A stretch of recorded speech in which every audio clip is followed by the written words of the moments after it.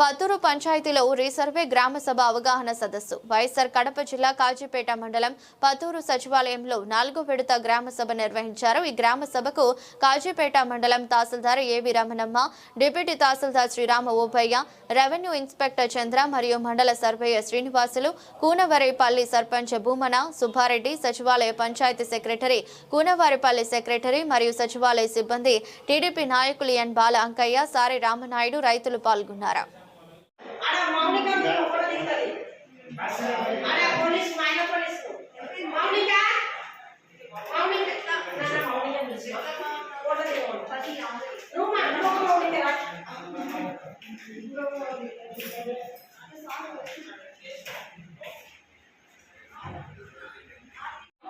రైతులందరూ మా అధికారులకు సహకరించి మీ పొలాలలో ఉండే సమస్యలు ఏమన్నా ఉంటే చెప్పండి అని మీ పొలాల పద్ధతులు మీరు కరెక్ట్గా చూసుకోండి. మీ దగ్గర ఉండే డాక్యుమెంట్స్ అన్ని మీకు నోటీసులు ఇచ్చిన రోజు వాళ్ళ దగ్గరికి వస్తే ఆ రోజు కొలత వేసి మీ అన్ని రీసర్వే చేయడం అవుతుంది. దీని గురించి మా సర్వే గారు చెప్తారు. కాజీపేట మండలం నా పేరు ఒక సంవత్సర కాలం అయింది. ఇప్పుడు ఈ రీసర్వేకి సంబంధించి 2020-21లో గత ప్రభుత్వం స్టార్ట్ చేసింది. అంటే సర్వే మొట్టమొదటి సర్వే వచ్చేసి 1905 ముందు జరిగింది. 35-40 ఏళ్ళు ఒకసారి సర్వే చేయాలి. అట్లాంటిది 120 ఏళ్ళు అయింది సర్వే. అంటే రికార్డులో ఎన్నో మార్పులు వచ్చినాయి. హద్దులు చాలా మార్పులు పోయినాయి, రట్లు పోయినాయి, రాళ్ళు పోయినాయి. ఇట్లా 40 ఏళ్ళకు ఒకసారి జరగాల్సింది ఇప్పుడు 120 ఏళ్ళకి మనం చేస్తున్నాము. ఈ సర్వే యొక్క ముఖ్య ప్రాథమిక ఉద్దేశం ప్రాముఖ్యత ఏమంటే, గతంలో చేసిన బ్రిటిష్ వాడు చేసిన సర్వేకి ఇప్పుడు చేసిన సర్వేకి అత్యాధునిక టెక్నాలజీతో ఈ సర్వే జరుగుతూ ఉంది. అంటే మనకు కూడా తెలుసు గతంలో మనం ఎంతవరకు అభివృద్ధి చెందినాము, ఎంతవరకు మనం విషయాలు తెలుసుకొని ఉన్నాము గతంలో, ఇప్పుడు ఎంత టెక్నాలజీ ఉంది అనేది కూడా తెలుసు. అట్లా టెక్నాలజీతో ముఖ్య ప్రామాణికతతో దీన్ని ఇప్పుడు సర్వే గవర్నమెంట్ వారు గత ప్రభుత్వం స్టార్ట్ చేసింది. ఆ విధంగా మన మండలంలో ఇదివరకే 4 గ్రామాలు పూర్తి చేసుకొని ఉంటాయి.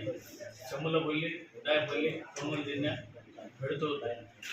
ఇప్పుడు ఈ సంవత్సరం జనవరి 16 నుంచి స్టార్ట్ చేసినాము. మొదటి విడత, 2వ విడత, 3వ విడత, ఇప్పుడు 4వ విడత స్టార్ట్ అయింది. మొదటి విడతలో వచ్చేసి రావులపల్లె, 2 వచ్చేసి చెన్నముఖపల్లె, 3వది తవారిపల్లె, 4వది పత్తూరు, భూమాయిపల్లె, దుబ్బలగట్టు, త్రిపుర, కొమ్మలూరు, మళ్ళీ పుల్లూరు. ఈ 5 గ్రామాలు 2వ తేదీ నుంచి స్టార్ట్ అయ్యాయి. ఈ రీసర్వేలో చేసే విధి విధానాలు ఇవన్నీ కూడా కొద్ది మందికి తెలిసి ఉంటుంది, చాలామందికి తెలిసి ఉండదు. ఇది ఏమంటే పూర్తిగా టెక్నాలజీ అంటే గ్రామము డ్రోన్తో ఫ్లై చేసి ఫోటోలు తీసేసినారన్నమాట. అంటే పైనుంచి తీస్తే కింద ఏం కనిపిస్తుందో మీకు అందరికీ కూడా ఒక ఐడియా ఉంటుంది. అట్లా ఫొటోస్ తీస్తారు. ఆ ఫొటోస్లో టోటల్గా గట్లన్నీ దాంట్లో కనబోస్తాయి. ఆ గట్లు కనిపిస్తాయి. ఆ గట్లలో ఉన్న సర్వే నెంబర్ని తయారు చేసి ఒక మ్యాప్గా తయారు చేసి ఆ విధంగా వస్తాయి. అది పూర్వం మనగాడుండే విలేజ్ మ్యాప్ వచ్చేసి గ్రామపట్టణం వచ్చేసి ఇది అది అదే బాబు పూర్వము ఇప్పటి వరకు ఉన్న గ్రామపట్టణం.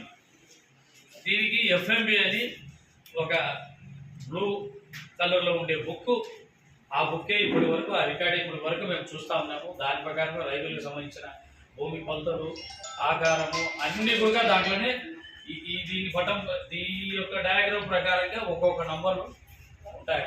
ఆ సర్వే నంబర్లకి దాంట్లో వచ్చేసి సబ్ డివిజన్లు ఉంటాయి. 1 నుంచి 10 సబ్ డివిజన్లు, 15 సబ్ డివిజన్లు, అటు సబ్ డివిజన్. దాని ప్రకారంగా ఆ రోజుల్లో పూర్వం స్టార్ట్ చేసేటప్పుడు పూర్తిగా వచ్చేసి ఖాళీ భూముల్ని ఇంకా ఉన్న దాంట్లో సాగు చేసుకుంటా ఉండే రైతులు. అంటే అప్పట్లో శిస్తు కోసం సర్వే చేపట్టినారు. ఆ శిస్తు కోసం సర్వే చేసినప్పుడు ఆ సర్వే రికార్డు పూర్తిగా ఇప్పటివరకు ఆ సర్వే రికార్డునే మనం దాన్నే వాడుకుంటూ వచ్చినాం. ఆ యొక్క రికార్డు ఇప్పుడు ఆ రికార్డు స్థానంలో ఇప్పుడు చేసే సర్వే విధానం అంతా కూడా పూర్తిగా మార్తా. అంటే ఇప్పుడు ఈ స్కెచ్ ఇవాళ రాదు. ఇప్పుడు ఈ స్కెచ్లో వచ్చేసి కొత్తలు మూల కొత్తలు అవన్నీ ఉన్నాయి. రేపు చేయబోయేదానికి ప్రతి దానికి ఒక పాయింట్ తీసుకుంటాం. ఆ మిషన్తో దాంట్లో ఏ పాయింట్ తీసుకుంటామో మీరు ఇద్దరు రైతుల సమస్యలో మధ్యలో ఒక పాయింట్ చూపిస్తాడు. ఆ రైతు మధ్యలో గట్టులో మధ్యలో పాయింట్ పెడతాడు. అది అట్లే మిషన్ అవుతున్నది, అది కూడా మనకు తెలుస్తుంది. అంటే దీంట్లో ముఖ్యంగా ఏంటంటే మీరే వచ్చి ఈ భూమి నాది, ఇక్కడి నుంచి ఇక్కడికి నాది మీరు చెప్పే ముందు పక్క రైతులు కూడా మేము నోటీస్ ఇచ్చుతాం.